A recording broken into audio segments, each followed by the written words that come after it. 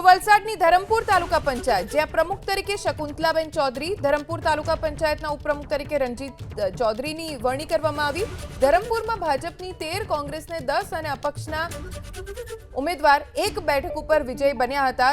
સીધી રીતે 13 બેઠકો સાથે ભારતીય જનતા પાર્ટીની સત્તા આવી। તાલુકા પંચાયતમાં પ્રમુખ તરીકે શકુંતલાબેન ચૌધરીને નિયુક્તિ આપવામાં આવી છે, તો ધરમપુર તાલુકા પંચાયતના ઉપપ્રમુખ તરીકે રણજીત ચૌધરીને વરણી આપવામાં આવી છે।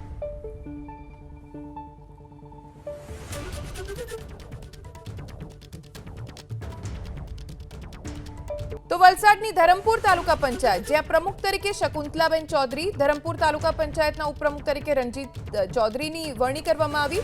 ધરમપુરમાં ભાજપની 13, કોંગ્રેસને 10 અને અપક્ષના ઉમેદવાર 1 બેઠક ઉપર વિજય બન્યા હતા।